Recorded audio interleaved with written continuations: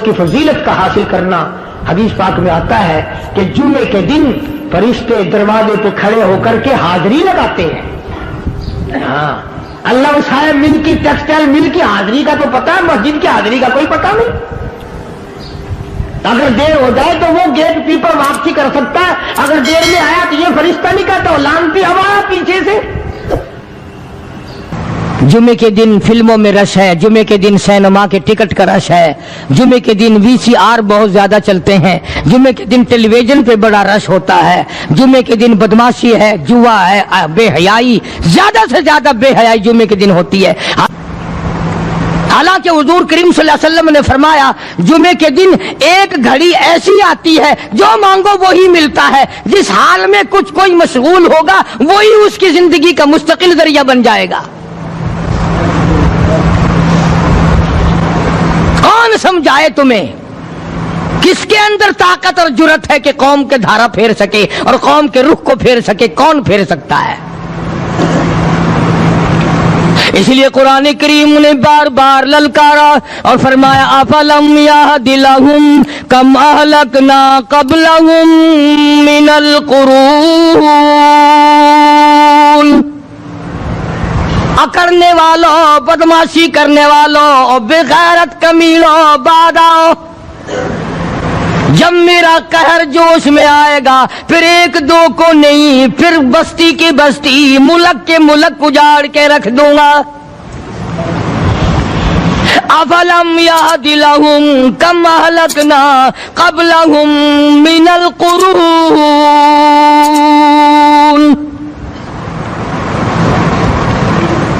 मैंने करन के करन उजाड़ दिए, मैंने रूए जमीन के मालिक उजाड़ दिए, मैंने मुल्कों के बादशाह उजाड़ दिए, मैंने वजीर आदम उजाड़ दिए, मैंने गवर्नरों से भीख के टुकड़े मंगवा दिए। मैं वो खुदा हूँ व तो इज़्ज़ु मन तशा व तो ज़िल्लु मन तशा बियदिकल खैर इन्नका अला कुल्लि शैइन क़दीर। सारा निजाम मेरे हाथ में है। तबारकल्लज़ी बियदिहिल मुल्क, बरकतें मेरे पास है, रहमतें मेरे पास है, खैर मेरे पास है, भलाई मेरे पास है, सलामती के खजाने मेरे पास है, अमन के खजाने मेरे पास है। वहुवा अला बियदिहिल मुल्क, मुल्क में राज मेरा। वहुवा अला कुल्लि शैइन क़दीर। जर्रे जर्रे पे कब्जा मेरा, पत्ते पत्ते पे कब्जा मेरा, पहाड़ की एक एक कंकर पे कब्जा मेरा, समंदर के कतरे कतरे पे कब्जा मेरा। तू होता कौन है अकड़ करने वाला?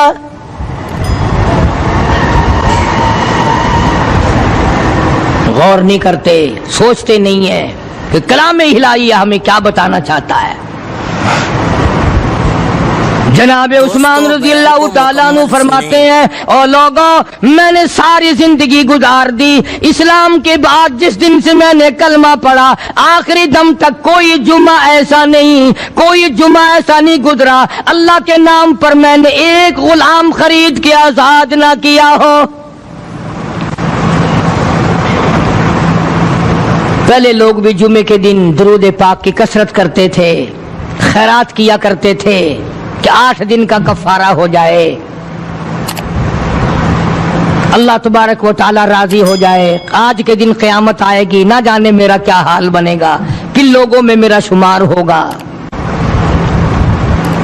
मदनी करीम सल्लल्लाहु तआला अलैहि वसल्लम का दरबार लगा हुआ है, मजलिस है आका मदनी सल्लल्लाहु अलैहि वसल्लम की। वो कितने मुकद्दरों वाले जवान थे जो अपने महबूब सल्लल्लाहु अलैहि वसल्लम की मजलिस में बैठते थे। वो कितने खुशबख्त और खुश नसीबे वाले लोग थे जो अपने आका के सामने बैठते थे। हुजूर करीम सल्लल्लाहु अलैहि वसल्लम ने फरमाया, मुझे 3 चीजों से बड़ी मोहब्बत है, 3 चीजें बड़ी प्यारी लगती हैं, 3 चीजें दुनिया में बड़ी मरगूब है मुझे। फरमाया, एक नमाज मेरी आंखों की ठंडक है। सरकार की पसंदीदा बात सुनो, فرمایا نماز میری آنکھوں کی ٹھنڈک ہے، جو نماز پڑھتا ہے وہ میری آنکھوں کو ٹھنڈا کرتا ہے، جو نماز نہیں پڑھتا کیا مطلب؟ وہ مجھے رنج دیتا ہے۔ اور جامع ترمذی میں ایک حدیث موجود ہے، ارشاد ہے حضور کریم سب کہہ دو صلی اللہ علیہ وسلم کا، فرمایا کہ ہر پیر کے دن، ہر جمعرات کے دن ہر امتی کا نامہ اعمال میرے سامنے پیش کیا جاتا ہے۔ ہر امتی کا اعمال نامہ سرکار کے سامنے کر دیا جاتا ہے، تیرے فلاں امتی کا یہ عمل ہے۔ ذرا مسجد میں بیٹھے ہو، قبلے کی طرف منہ کیے بیٹھے ہو، لوگوں سوچو تو صحیح ہمارے اعمال نامے دیکھ کر آقا کو کتنا رنج ہوتا ہوگا، ہمارے کردار دیکھ کر، ہماری روح سیاہی کو دیکھ کر آقا کو کتنا رنج پہنچتا ہوگا صلی اللہ علیہ وسلم۔ ارے ہم نے حضور کی ذات اقدس کو رنج پہنچایا، پریشانی پہنچائی، تکلیف پہنچائی، پرواہ نہیں کرتے نمازوں کی، نوجوان بھی بوڑھے بھی حج کر کے بھی نماز پڑھتے لوگ، اور اب تو ویسے بھی دانا بینا لوگ ہیں۔ تو آپ نے ارشاد فرمایا کہ میری آنکھوں کی ٹھنڈک نماز میں ہے، تین چیزیں مجھے پیاری ہیں پوری دنیا میں، تین چیزیں پسندیدہ ہیں میری۔ سب سے پہلی فرمایا نماز میری آنکھوں کی ٹھنڈک ہے، قرۃ عینی فی الصلاۃ او کما قال النبی صلی اللہ علیہ وسلم۔ فرمایا جس آدمی، جس امتی کا یہ دل کرے کہ میں نبی کی آنکھ ٹھنڈی ہو، اسے چاہیے کہ نماز پابندی سے پڑھے۔ دوسرا فرمایا وفادار عورت مجھے بڑی پسند ہے، حضور کریم صلی اللہ علیہ وسلم نے فرمایا وفادار عورت، ہائے ہائے ہماری ماؤں سے زیادہ وفادار کون ہوں گی؟ جناب عائشہ صدیقہ رضی اللہ تعالیٰ عنہ فرماتی ہیں کالی کملی والے کے گھر میں 3 مہینے چولہے میں آگ نہیں جلتی تھی۔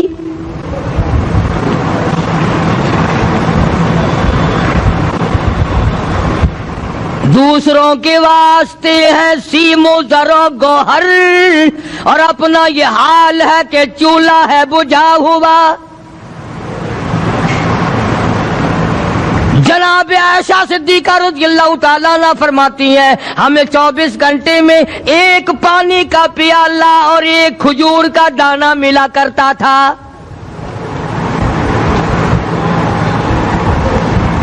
کبھی اپنی ماہوں کی خوراک تو دیکھو، خرچہ تو دیکھو، اور اگلی بات سنو تو حیران ہو جاؤ۔ جناب عائشہ صدیقہ رضی اللہ تعالیٰ عنہ فرماتی ہیں اس پیالے اور کھجور کی قدر بھی تب ہوئی جب وہ بھی نہ ملی۔ پیسوں کو برباد کرنے والوں، بے قدری کرنے والوں، ذرا سوچو تو صحیح کہ کیا گھر ہے محمد عربی سب کہہ دو صلی اللہ علیہ وسلم کا۔ اسی گھر سے خیر و برکت ملی صحابہ کرام کو، لیکن دنیا نہ تھی، بلڈنگ نہ تھی، کوٹھی نہ تھی، بنگلہ نہ تھا، چہل پہل نہ تھی۔ اچھا ایک بات اور آج یاد کر کے لے جاؤ، یہ تو مجبوری ہوئی نا، یہ تو ایک مجبوری ہوئی، پریشانی ہوئی، محتاجی ہوئی کہ پانی کا ایک پیالہ اور ایک کھجور کا دانہ ملتا تھا۔ اور اگلی بات سنو تو حیران ہو جاؤ، مجبوری اور چیز ہے، اختیار سے کرنا اور چیز ہے۔ جناب فاروق اعظم رضی اللہ تعالیٰ عنہ کی حکومت ہے، عائشہ صدیقہ رضی اللہ تعالیٰ عنہ کا سال کا خرچہ 12,000 روپیہ بوری میں بھر کر حضرت عمر نے حضرت عائشہ کے گھر پہنچا دیا، لو تمہارا یہ سال کا خرچہ آ گیا۔ سال کا خرچہ حضرت عمر رضی اللہ تعالیٰ عنہ نے جناب عائشہ صدیقہ رضی اللہ تعالیٰ عنہ کے پاس بھیجا۔ اتنا بڑا بورا بھر کر آیا۔ اللہ غنی، بجائے خوش ہونے کے، بجائے مچلنے کے، بجائے فخر کرنے کے، اپنی خادمہ سے فرمانے لگی، حضرت عائشہ خادمہ سے فرمانے لگی میں نے تو اپنے محبوب صلی اللہ علیہ وسلم کے پیٹ پہ پتھر دیکھے، میں نے تو کالی کملی والے کو فاقے کرتے دیکھا۔ خادمہ سے فرمانے لگی اس بوری کے اور میرے درمیان میں کپڑا لٹکا دے، میری آنکھ دیکھنا گوارا نہیں کرتی۔ میری آنکھ دیکھنا بھی گوارا نہیں کرتی. اس نے کپڑا لٹکا دیا. اس کے بعد خادمہ سے فرمانے لگی مدینے میں اعلان کراؤ جس کو خیرات چاہیے وہ عائشہ کے دروازے سے آ کے لے جائے رضی اللہ تعالیٰ عنہا. سارے مدینے میں اعلان ہوگا خیرات لینے والے آ جاؤ. شیئر ضرور کریں. ایک اور بات تھی اس وقت میں, ضرورت مند جاتا تھا, یہ نہیں کہ ٹیبک میں ہزاروں روپیہ پڑا ہوا پھر بھی مانگ کے کھانا ہے, جیب میں ہزاروں روپیہ پھر بھی مانگنا ہے, پلے سے نہیں کھانا. کہ جتنے بھیک مانگے ہیں نا بھیک مانگنے والے, 1 کروڑ روپیہ دے دو انشاءاللہ شام کو پھر بھی مانگے گا. اس کے مقدر میں بھیک مانگنا ہے. اسے فرمانے لگی کچھ نہیں ہے. وہ خادمہ کہنے لگی کچھ نہیں ہے. اب وہ خادمہ کہنے لگی کہ اگر 1 ٹکے کا گوشت منگوا لیتی تو تم بھی اپنا روزہ کھول لیتی گوشت سے, میں بھی کھا لیتی. کیا جواب دیا اما عائشہ صدیقہ رضی اللہ تعالیٰ عنہا نے؟ فرمانے لگی اب تانا دینے سے کیا فائدہ, تو نے اس وقت یاد کیوں نہیں دلایا؟ اس لیے میں نے یہ واقعہ سنا دیا کہ پہلی بات سن کر کے تو آپ لوگوں کے دل میں بھی یہ بات آئی ہے نا کہ جی مجبوری ہے, چوری تو وہ کرنے سے رہی بیچاری. پریشانی جو ہوئی, غربت جو ہوئی, تنگی جو ہوئی, چلو پانی کا پیالے پہ گزر کیا. اور نہیں, یہ حضرات اختیاری بھی فاقہ کرتے تھے. اب 12,000 آیا اور افطار کرنے کے لیے چھچوا رہے, کھجور بھی نہیں. اور ہم تو خدا جانے کب کب تک کا انتظام سوچتے ہیں, پوتے پوتیوں تک کا انتظام جب تک نہ کر لیں اور اولاد در اولاد تک کا انتظام نہ کر دیں اس وقت تک ہماری تسلی تو ہوتی نہیں. اسی کو مجذوب نے بڑے عجیب طریقے سے سمجھایا, کہتا ہے کہ آنے والی کس سے ٹالی جائے گی, آنے والی کس سے ٹالی جائے گی, اور جان ٹھہری جانے والی جائے گی, روح رگ رگ سے نکالی جائے گی, تجھ پہ ایک دن خاک ڈالی جائے گی. تیرے رشتہ دار عزیز اقربا دھڑا دھڑ مٹی پھینک کے ایسے آئیں گے گویا تجھے پہچانتے بھی نہیں. بڑی بڑی عجیب باتیں کہی مجذوب علیہ رحمت نے. اللہ کی رحمت نازل ہو اس کی قبر مبارک پہ, آمین کہو. کہتا ہے سب کی سب ہیں راہ روے کوئے فنا, سب چل رہے ہیں فنا کی طرف. اب یہ جو ہم لوگ بیٹھے ہیں نا خوش ہو رہے ہیں, میری 50 سال عمر ہو گئی, میری 60 سال عمر ہو گئی, میری 40 سال عمر ہو گئی, میری 30 سال کم عمر ہو گئی. اور اصل بات ہمارے دماغ میں, اپنے آپ کو آخرت کے لیے جس قدر ممکن ہو سکے تیاری کریں. آج کل بڑی رات ہے, سویرے اٹھو, کم سے کم صبح و شام ہر آدمی 1 تسبیح درود شریف کی, 1 تسبیح استغفار کی, اور 1 تسبیح تیسرے کلمے کی. یہ تو کم سے کم ہو ہی جائے. بکواس کرتے سو جاتے ہیں, بکواس کرتے اٹھ جاتے ہیں. بلا ہے کوئی زندگی کا معاملہ؟ اللہ سے معافی مانگتا سو جا اور معافی مانگتا اٹھ جا, خدا کی قسم اللہ کا دریائے کرم جوش میں آئے گا. تو یہ ساری چیزیں میں نے لیے عرض کی تو وقت پورا کرنے والا حساب نہیں کہ نہ جانے کس کو توبہ کی توفیق ہو جائے. کم سے کم ان 3 تسبیحوں کو ہر مرد عورت لازمی پکڑ لے. 1 تسبیح درود شریف کی, 1 تسبیح سبحان اللہ والحمدللہ ولا الہ الا اللہ واللہ اکبر ولا حول ولا قوت الا باللہ العلی العظیم, اور 1 تسبیح استغفر اللہ الذی لا الہ الا هو الحی القیوم واتوب الیہ یا استغفر اللہ ربی من کل ذنب واتوب الیہ, اور 1 تسبیح درود شریف کی اللہم صلی علی سیدنا مولانا محمد وعلی آل سیدنا مولانا محمد مبارک وسلم وصلی علیہ. جب 1 مرتبہ درود بندہ پڑھے گا 10 بار اللہ کی رحمت آئے گی, 10 گناہ معاف ہوں گے, 10 درجے بلند ہوں گے, 10 خطائیں معاف کر دی جائیں گی. تو کتنا بڑا اجر ہے. خصوصاً بوڑھوں کو چاہیے کہ وہ گپوں میں اپنا وقت خراب نہ کریں. خدا کی قسم قبر میں جانے کے بعد تجھے 1 سانس کی مہلت نہ ملے. پر مجھے اس بات کا افسوس ہے کہ آپ لوگ پورا مضمون سننے کی کوشش نہیں کرتے, بلکہ بعض لوگ بالکل اخیر میں سر سے, ایک ہے جمعے کی فضیلت حاصل کرنا, ایک ہے جمعہ پڑھنا, ایک ہے سینوں لہاونا, اس میں بڑا فرق ہے. ایک ہے سر سے اتارنا اور ایک ہے اس کی فضیلت کا حاصل کرنا. حدیث پاک میں آتا ہے کہ جمعے کے دن فرشتے دروازے پہ کھڑے ہو کر کے حاضری لگاتے ہیں.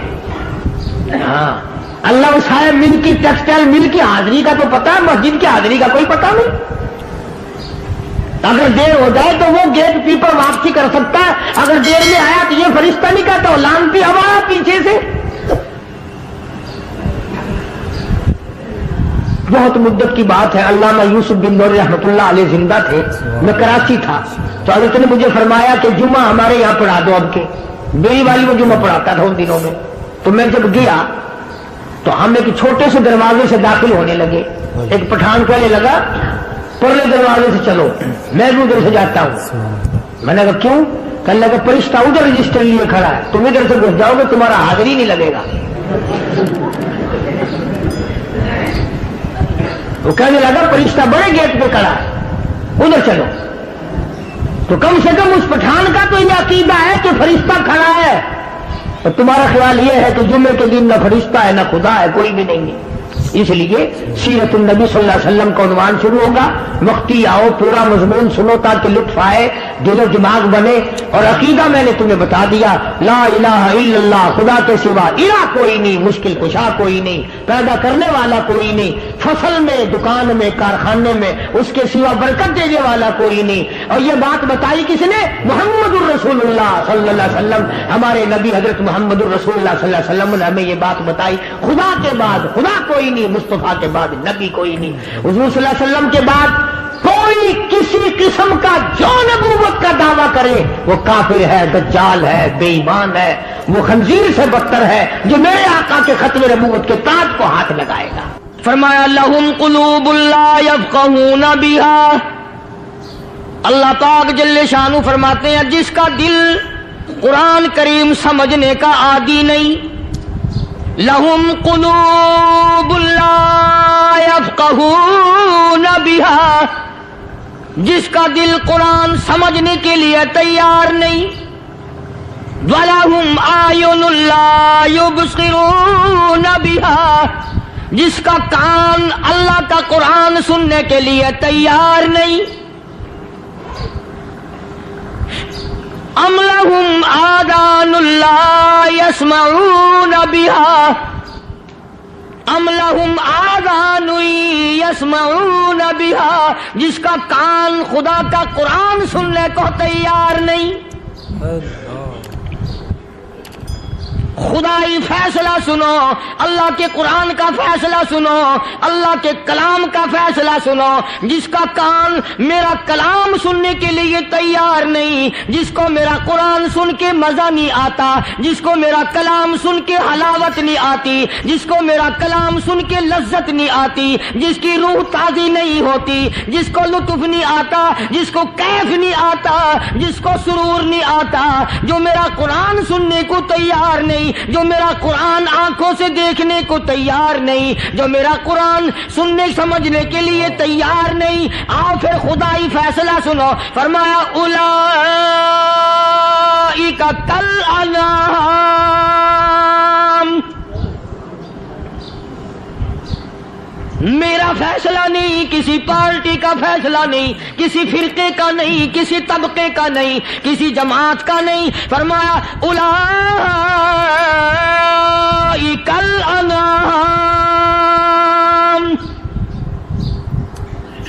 पैदा करने वाला मालिक को खालिक कहता है, मुझे अपनी किबरियाई की कसम ये सारे जानवर हैं।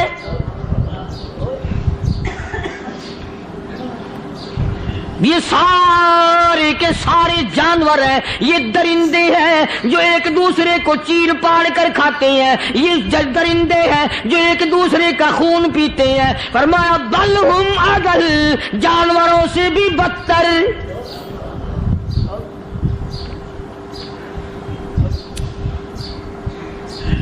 जिसके दिल में कुरान सुनकर तरस नहीं, जिस दिल में रहम नहीं, अपने से कमजोर देखकर जिसके दिल में शफकत नहीं, मेहरबानी का मादा नहीं। फरमाया वो कोई बंदा है, वो तो जानवर है। और खुदा कसम में आ गया, फरमाया बल हुम अदल, उससे भी बदतर। अल्लाह वाले जो हैं वो इन खसलतों को दूर कराते हैं, और वो आदमी के मिजाज और दिल में से ऐसी चीजें निकालते हैं जो उसकी बर्बादी का जरिया बनता है। دل کی بیماریوں کا کسی کو فکر نہیں. بخار ہو جائے آپ چڑھ جائے آپ کو پتہ چل جاتا ہے, نزلہ ہو جائے آپ کو پتہ چل جاتا ہے, کھانسی ہو جائے پتہ چل جاتا ہے. دل کی بیماریوں کا کیا پتہ چلے؟ صحابہ کرام رضوان اللہ تعالی علیہم اجمعین کی جماعت کے اللہ پاک کے محبوب حضرت محمد الرسول اللہ صلی اللہ تعالی علیہ وسلم نے دلوں کی صفائی کی. پہلے لوگ جھونپڑیوں میں کچے کوٹھوں میں رہتے تھے, نہ اتنی صفائی تھی نہ اتنی ترقی تھی. آج برتنوں کی صفائی دیکھو, کپڑوں کی صفائی دیکھو, مکان کی صفائی دیکھو, رات دن بس اسی دھندے میں لگے ہوئے. سارا دن برتن دھونے سے فرصت نہیں, سارا دن کپڑوں کے بناؤ اور سنوار میں فرصت نہیں. تو اللہ والے ایسے موقع پر بڑی عجیب بات کہتے ہیں. وہی مجذوب ہے, مجذوب علی رحمت کہتے ہیں بظاہر تو ہر شے میں بے حد صفائی, بظاہر تو ہر شے میں بے حد صفائی, مگر دل میں ہے گندگی انتہائی. بظاہر تو ہر شے میں چہرے کی صفائی, بدن کی صفائی, نہ جانے کتنی قسم کا صابن ہے, نہ جانے کتنی قسم کے پاؤڈر ہیں, نہ جانے کتنی قسم کے شیمپو ہیں, نہ جانے کتنی قسم کے کپڑے ہیں, کیا چال ڈھال ہے, کیا نئے نئے ڈیزائن ہے. مجذوب کہتا سب کچھ دیکھ لیا, بظاہر تو ہر شے میں بے حد صفائی, مگر دل میں ہے گندگی انتہائی. جس یار کی بیٹھک میں بیٹھ کے کھانا کھایا, جس رشتہ دار کی بیٹھک میں بیٹھ کے کھانا کھایا, اسی کی بہن کو دیکھ کر آبرو پہ ڈاکہ ڈالنے کا پروگرام ہے. جس دوست کے گھر میں بیٹھ کے کھانا کھایا, اسی دوست کی بیوی کی عزت لوٹنے کا پروگرام ہے. پرانے زمانے میں اب بھی دلی جیسے شہر میں اگر دعوت کی جاتی ہے تو وہاں ایک تشتری میں نمک آتا ہے سب سے پہلے. عرب میں بھی دستور تھا پرانے زمانے میں, اگر کوئی دعوت کرتا, کوئی تقریب کرتا, سب سے پہلے نمک آتا تھا. ایک ایک انگلی ہر شخص نمک چاٹتا تھا. کیا مطلب؟ جس نے نمک چاٹ لیا اب وہ نمک حرامی نہیں بنے گا. اس گھر میں چوری کرنا, اس گھر کی آبرو کا غلط تصور لانا, اس گھر کے مال میں خیانت کرنا وہ حرام سمجھتا تھا جس گھر کا میں نے نمک چکھ لیا. اور مسلمانوں کی بات نہیں, ہندوؤں کی بھی یہ باتیں تھی. مولانا محمد علی صاحب جلندری سب قید رحمت اللہ علیہ فرمایا کرتے تھے کہ ایک سکھ تھا بہت بڑا ڈاکو, مسلمان اور ہندو مل کر اس کو ساتھ ملا کر کے لے گئے کہ یہاں اس گاؤں میں اس پنڈ میں ڈاکہ ڈالے. سفر کر کے گئے, تکلیف اٹھا کے گئے. اس سکھ ڈاکو نے پوچھ لیا کہ یہ کون سا گاؤں ہے کہ یہ فلانا ہے. اچھا سارے کے سارے یہ تلاش کرو, یہ سوچ بچار کرو, اپنے پنڈ کی, اپنے علاقے کی, کسی مسلمان کی, کسی ہندو کی, کسی سکھ کی, کسی چوڑے چمار کی اس گاؤں میں لڑکی تو نہیں. ہمارے یہاں سے کوئی لڑکی تو شادی ہو کے یہاں نہیں آئی ہوئی. ان ساروں میں سے کہنے لگا کہ ہمارے بھنگی کی لڑکی جمعدار کی یہاں آئی ہوئی ہے. کہنے لگا واپس چلو, بیٹی بیٹی ہے چاہے بھنگی کی ہو یا نواب کی ہو. ارے کل بیٹی کا ڈولا دیا تھا, آج ڈاکہ ڈال لیں گے, شرم نہیں آئے گی؟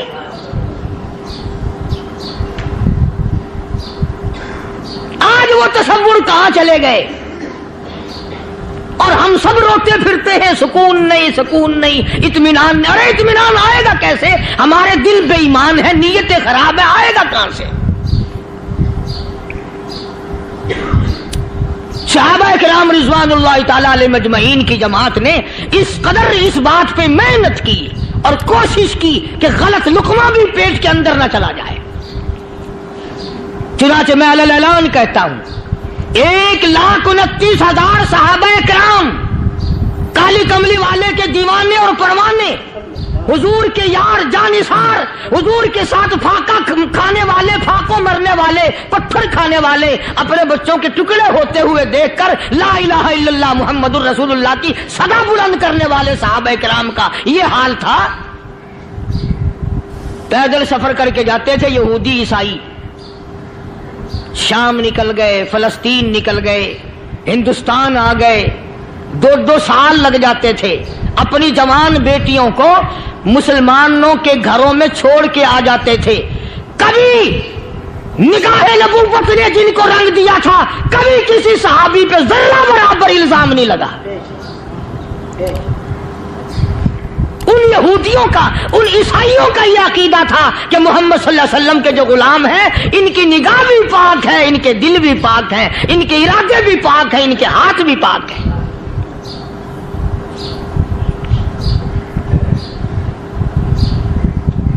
مصر کے گورنر نے، مصر کے جنرل کرنل نے خط لکھا سیدنا فاروق اعظم رضی اللہ تعالی عنہ کی خدمت میں، دور خلافت ہے حضرت فاروق اعظم کا۔ کیا خط لکھا کہ حضور مجھے کافی وقت گزر گیا ہے اور فلاں علاقے میں آپ کے حکم سے ہم نے جانا ہے اور راستہ صرف ایک ہے اور اس راستے میں جال بچھا دیا گیا۔ اب مجھے مشورہ دیں میں کیا کروں، حکم دیں مجھے۔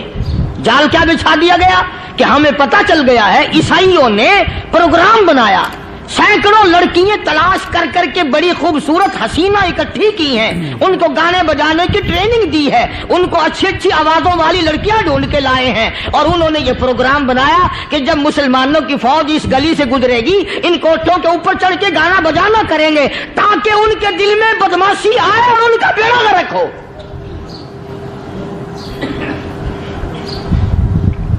کبھی کافر کا یہ عقیدہ تھا کہ مسلمان کا دل بگڑا تو یہ گیا، اس کی نیت میں خرابی آئی اور یہ تباہ ہوا۔ جناب فاروق اعظم رضی اللہ تعالیٰ عنہ نے اسے یہ خط نہیں لکھا کہ تو قرآن پڑھا کر، تو نفل پڑھا کر۔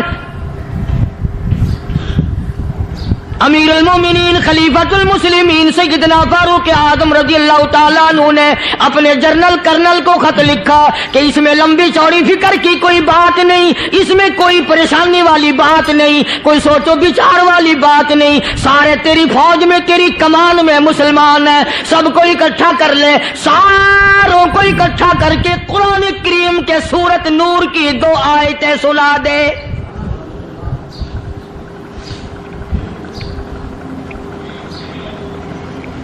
یہ بھی نہیں فرمایا کہ سزا سناؤ، اتنے کوڑے لگیں گے، جو خلاف کرے گا یوں قید ہوگی، یوں کورٹ مارشل کر دیا جائے گا، کچھ نہیں۔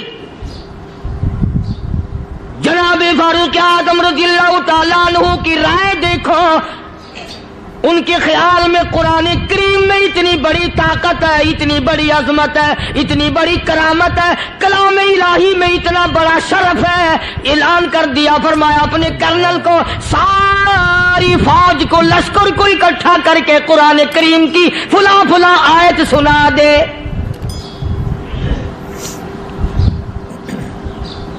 اور اس کے بعد بے دھڑک فوج کو، لشکر کو اسی راستے سے گزار کے لے جا، بے دھڑک لے جا۔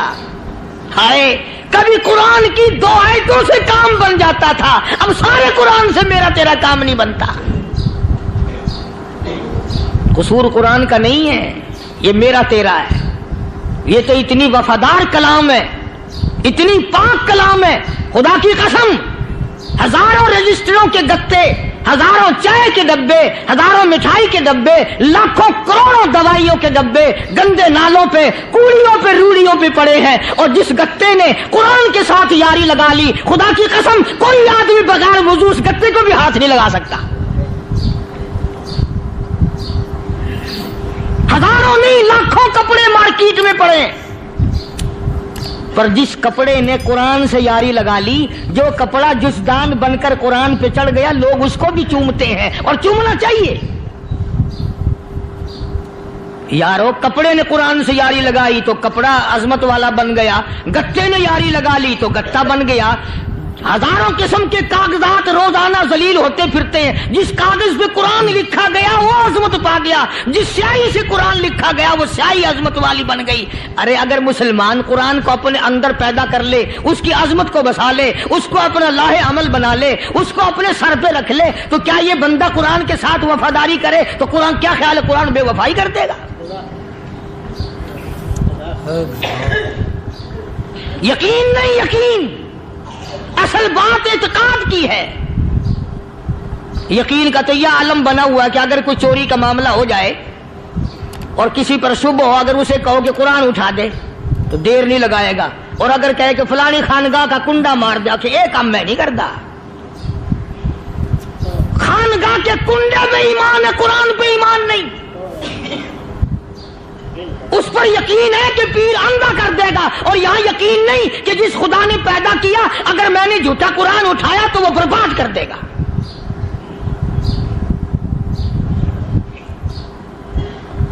عجیب عجیب لوگ ہیں. چنانچہ مصر کے کرنل نے، مصر کے جنرل نے ساری فوج کو اکٹھا کر لیا. اس نے بھی یہ بات تو نہیں کہی کہ فاروق اعظم کو دوبارہ خط لکھتا کہ حضرت یہ تو 2 آیتیں آپ نے لکھی، یہ تو سارا قرآن روز پڑھتے ہیں، پر بنے گا کیا؟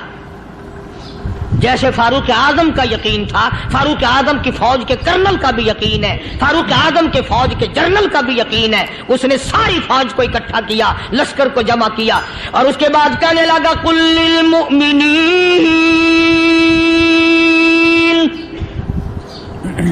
یغضوا من ابصارکم ویحفظوا فروجہم ذالک ازکی لہم ان اللہ خبیر بما یصنعون. او لوگو، خدا تمہیں کہتا ہے اپنی آنکھوں کی حفاظت کرو. اگر تمہاری نظریں غلط جگہ پڑی، اپنی عزت کی حفاظت کرو، اپنی آبرو کی حفاظت کرو. اگر غلط نظریں پڑی، غلط استعمال ہوئی، ان اللہ خبیر بما یصنعون. اللہ پاک تمہاری ساتھ ساتھ ہے، وہ ہر چیز کو دیکھتا جائے گا، وہ ہر چیز تمہاری دیکھے گا. چنانچہ تاریخ شاہد ہے، ابن حشام نے لکھا ہے، ابن خلدون نے لکھا ہے، اور کئی مورخین نے لکھا ہے کہ جب مسلمان جنرل نے، مسلمان کرنل نے اپنی فوج کو قرآن کی 2 آیتیں سنائی اور اس کے بعد حکم دیا چلو، تمام کا تمام لشکر چل رہا ہے. ادھر ڈھول بجا، دھماکے بجے، گانا شروع ہوا، گانا بجانا شروع ہوا، ساری فوج نکل گئی، سارا لشکر چلا گیا. لڑکیوں نے دیکھا کہ یہ تو ختم ہو گئے، نیچے آواز دے کے کہنے لگی اور جانے والوں یہ ساری فوج کئی اندھوں کی فوج تو نہیں.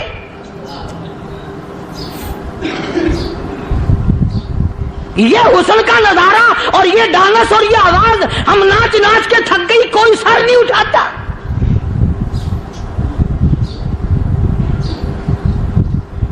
اور آج دیکھ لیں آپ، ہر گھر کے اوپر وہ لگا ہوا ہے ایریل، لعنت کا ایریل لگا ہوا ہے، لعنت کا ایریل. حاجیو تم کیا کہتے ہو کہ ہمارے گھر کا اس میں کیا بگڑے گا؟ خدا کی قسم وہ بگڑتا ہے، وہ دیمک لگتی ہے، وہ تباہی پھرتی ہے، تمہیں پتہ بھی نہیں چلتا. تم نے کیا سوچ رکھا ہے؟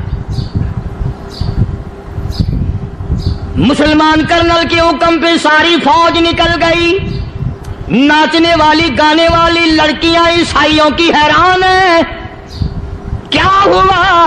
لاکھوں کی تعداد میں فوج گزر گئی، کوئی نگاہ اٹھا کے نہیں دیکھتا. ایک مسلمان سپاہی گزرتا گزرتا نیچی نظریں کیے کیے کہنے لگا سر کیسے اٹھائے، نگاہ کیسے کوئی اٹھائے گا؟ یہ سارے کے سارے اللہ کا قرآن سن کر آئے ہیں.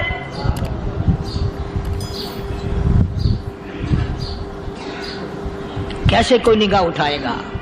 کیسے کوئی سر کو اٹھائے گا؟ یہ سارے کے سارے اللہ کا قرآن سن کر آئے ہیں.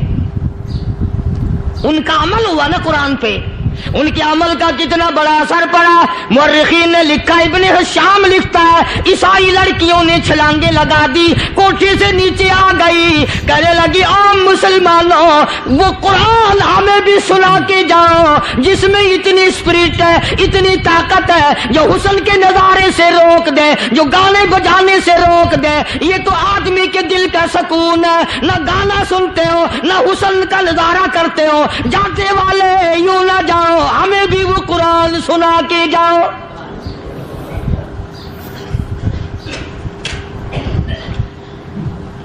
اس قرآن میں کتنی بڑی طاقت ہے، وہ کتنی عظمت ہوگی اس میں، اس کلام میں کتنی برکت ہوگی، جس کلام میں یہ تاثیر ہے کہ وہ ایسی ایسی چیزوں سے روک دیتا ہے۔ چنانچہ ایک مسلمان سپاہی چلتا بھی جاتا ہے اور کہنے لگا وَقُلْ لِلْمُؤْمِنِينَ،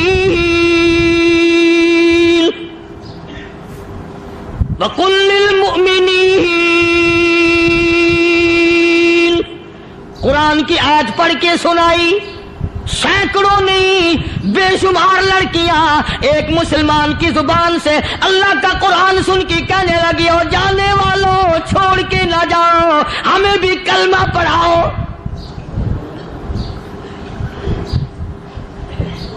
جتنی بھی وہ ناچنے گانے والی تھی تمام کی تمام کلمہ پڑھ کر مسلمان بن گئی، اور مورخین نے لکھا ہے آخری دم تک قرآن کی شیدائی اور دیوانی بن کے گزری ہے۔ پھر وہ لڑکیاں جو رات دن حسن و جمال کا پیکر بنی رہتی تھی، علماء نے لکھا ہے جب موت آئی ایک ایک کے بدن میں کپڑے لباس میں موت آئی تو 50-50 ٹاٹی لگی ہوئی تھی۔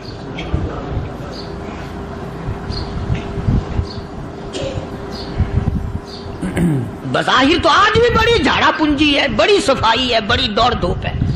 اسی کو مجذوب الاعلان کہتا بظاہر تو ہر شے میں بے حد صفائی، مگر دل میں ہے گندگی انتہائی، کبھی اس کے دھوکے میں آنا نہ بھائی، یہ سب ہے رعائی، یہ بس ہے رعائی، یہ تو چیز ہی کچھ نہیں۔ بڑے بڑے دھندے ہمیں پلٹتے دیکھے، بڑے بڑے نظام بگڑتے دیکھے۔ محمد عربی صلی اللہ تعالی علیہ وسلم کے دربار میں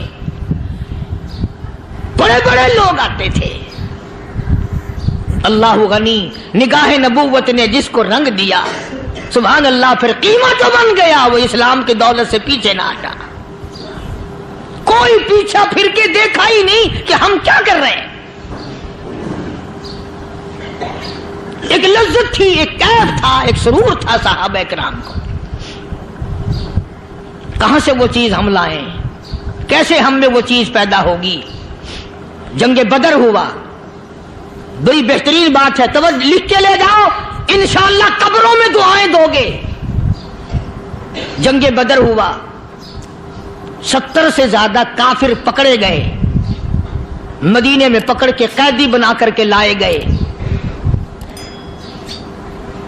تنگ دستی کا زمانہ ہے، 1 سال نہیں ہوا مسلمان اجڑ کے آئے تھے، مار کھا کے آئے، پریشان ہو کر آئے، دن دولت چھوڑ کر لٹا کر آئے، ان کے پلے کیا تھا؟ شام کا وقت ہوا، مدنی کریم صلی اللہ تعالی علیہ وسلم نے مسجد کے دروازے میں کھڑے ہو کر اعلان فرما دیا، کون ہے جو میرے مہمانوں کو کھانا کھلائے؟ اور وہ مہمان کوئی شہنشاہ نہیں تھے، ہیں بھی کافر، ہیں بھی اسلام کے دشمن، آئے بھی صحابہ کرام کو مارنے، میدان جنگ سے پکڑ کے لائے گئے، جنگی قیدی ہیں۔ اس نبی کی طرف کبھی منہ کیا کر جس نبی کا تو غلام ہے، امتی بڑا پھرتا ہے۔ فرمایا کون ہے جو میرے مہمانوں کو کھانا کھلائے؟ صحابہ کرام میں سے کسی نے 2 پکڑ لیے، کسی نے 1 کو ساتھ لے لیا۔ ایک بنادار سا غریب سا صحابی ہے، اس نے ساتھ لے لیا ایک مہمان اور گھر لے کے گیا۔ بیوی کو کہنے لگا کہ کھانا کتنا ہے؟ کہ بس 1 آدمی جوگا ہے، 1 آدمی کی کافی ہوگا۔ کان میں کہنے لگا اپنی بیوی کے، دستور تھا عرب کا، مہمان اور میزبان اکٹھے کھایا کرتے تھے۔ اپنی گھر والی کے کان میں کہنے لگا کہ اس کے آگے کھانا رکھ دیں گے مہمان کے، جب یہ کھانا شروع کر دے گا کسی بہانے سے دیوا بجھا دیو، میں یوں ہی منہ کو خالی ہلاتا رہوں گا، یہ کھانا کھا لے گا، پیٹ بھر جائے گا اس کا۔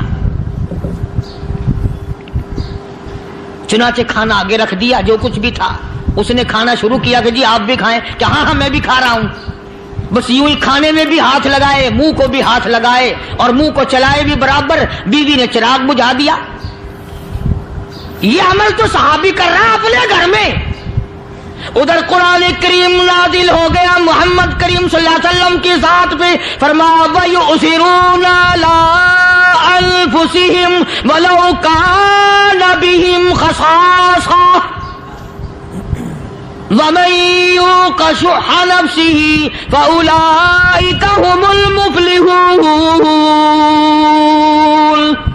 اور میرے محبوب مبارک ہو، تیری امت میں ایسے لوگ بھی ہیں جو اپنا منہ خالی ہلا رہا ہے، بیوی بھوکی بیٹھی ہے، چراغ بجھائے بیٹھی ہے اور اپنے ہاتھ کو خالی چلا رہا ہے اور میرے بندے کا پیٹ بھر رہا ہے۔ اور میرے محبوب مجھے اپنی عظمت کی قسم، میں تیری ان دیوانوں پہ جنت واجب کر چکا۔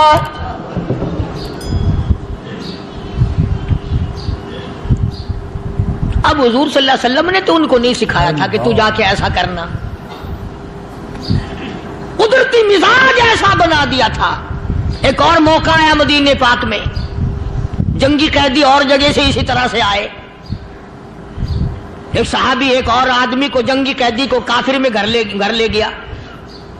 بیوی کہنے لگی کہ ایک ہی آدمی کا کھانا ہے بس، انہوں نے کہا اس کو دے دو۔ وہ کافر جنگی قیدی کہنے لگا جی آپ بھی کھائیں، کہنے لگا بھی بات ہے صاف، ایک آدمی کا کھانا ہے، تو کھانا کھا، میں درخت کے پتے چبا لیتا ہوں۔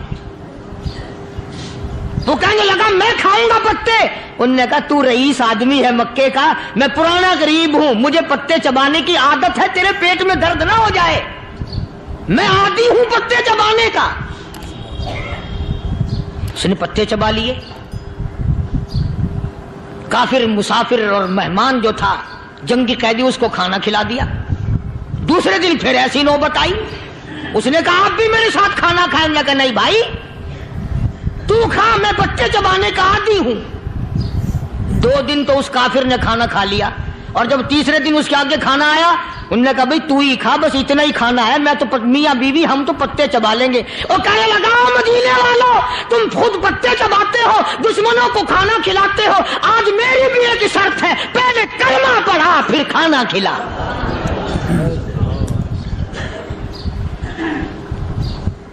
آج میری بھی ایک شرط ہے۔ 2 دن کے عمل نے کفر کو مٹا دیا، اسلام چمک گیا۔ 2 دن کے عمل نے، میرا تیرا 60 سال کا عمل ہے، کبھی کسی کافر کو مسلمان بنایا؟ الٹے ہی کام، ہر غلط، ہر معاملہ الٹا ہی ہے۔ ہر آدمی بیزار ہوتا ہے، یار دین تو کچھ نہیں، یار اسلام کچھ نہیں، یارو ایمان کچھ نہیں۔ اسی کو قرآن کریم نے للکار کے آواز دے کے فرما دیا لوگوں ایسی گڑبڑ نہ کرو ورنہ میں وہ خدا ہوں فَأَخَذَتْكُمُ الصَّاعِقَةُ وَأَنْتُمْ تَنظُرُونَ۔ جبریل امین نے ایک چیخ ماری، ساری قوم کے جگر پھٹ گئے۔ میں وہ خدا ہوں، لا تركضوا وارجعوا إلى ما أترفتم فيه ومساكنكم لعلكم تسألون۔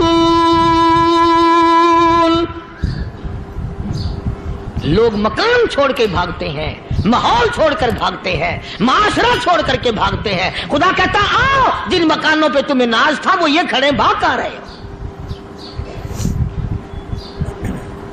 اسی کو قرآن کریم کہتا ہے ان الذین قالوا ربنا اللہ ثم استقاموا، وہ آدمی جس نے لا الہ الا اللہ محمد الرسول اللہ صلی اللہ علیہ وسلم پڑھا، اللہ کی توحید کا اقرار کر لیا، او میرے مالک تیرے سوا میرا کوئی مشکل کشا نہیں، حاجت روا نہیں، میرے دل کے بھید کو جاننے والا نہیں، میری بگڑی بنانے والا کوئی نہیں، اجڑوں کو بسانے والا کوئی نہیں، کھیتی کو آباد کرنے والا کوئی نہیں، ایک دانے سے سینکڑوں دانے بنانے والا تیرے سوا کوئی نہیں۔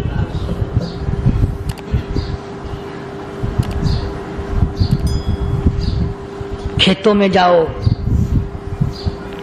کبھی یہ تو سوچو کہ دنیا میں حکومتوں نے کتنے مل لگا رکھے ہیں، چینی کے، شکر کے کتنے مل ہیں، کتنے ڈیپو ہیں، پھر بھی قلت ہو جاتی ہے۔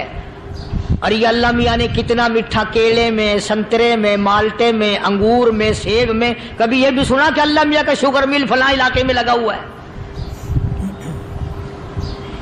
کبھی یہ تو دیکھو کہ یہ قدرت کاملہ کے سوا اور کون پیدا کر رہا ہے؟ فرمایا جس نے اللہ کی توحید کا اقرار کر لیا، محمد عربی صلی اللہ علیہ وسلم کی ختم نبوت کا اقرار کر لیا، خدا کے بعد خدا کوئی نہیں، مصطفیٰ کے بعد نبی کوئی نہیں۔ پھر قرآن نے شرط لگائی ثم استقاموا، پھر اس پر جمع رہے، ڈٹا رہے، یوں نہیں کہ کبھی ادھر لڑک گیا کبھی ادھر لڑک گیا۔ لوگ تو بدل جاتے ہیں، لوگوں کا کیا ہے؟ پچھلے سال کی بات ہے، یہیں مغرب کی نماز کے بعد گرمی کے موسم میں میں یہاں بیٹھا ہوا تھا باہر، آگے شہر کے وہ آدمی وہ کہنے لگے جی ایک کام آئے ہیں۔ میں نے کہا کیا؟ کہ 25,000 روپے چوری ہو گیا ہمارا، بتاؤ ہمیں۔ میں نے کہا مجھے کیا پتا؟ انہوں نے کہا نہیں سارا شہر کہتا ہے کہ قاری نہیں بتا دیتا ہے۔ میں نے کہا اچھا یہ یوں نہیں جانے کا؟ میں نے کہا پھر آدھے لوں گا۔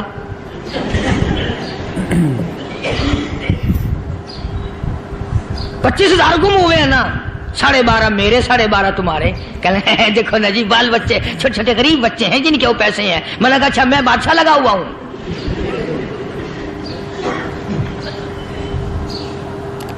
انہوں نے کہا جی سودا مہنگا۔ میں نے کہا پھر کہیں اور چلے جاؤ۔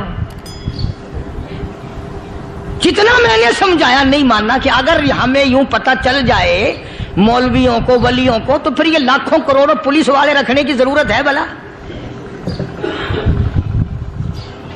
اتنی بڑی فوج کا رکھ کر کیا کریں گے ہم؟ اربوں روپیہ فوج کا خرچہ ہے، 2 ولی، ایک ولی کو اس بارڈر پہ بٹھا دیں گے، ایک ولی کو اس بارڈر پہ بٹھا دیں گے،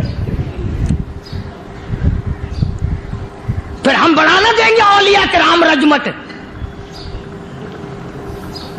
ذہنیت ماری گئی، سمجھ نہیں پاتے، دین کے قریب نہیں آتے لوگ، سمجھتے نہیں۔ فرمایا ثم استقاموا تتنزل علیہم الملائکۃ الا تخافوا ولا تحزنوا وابشروا بالجنہ التی کنتم توعدون۔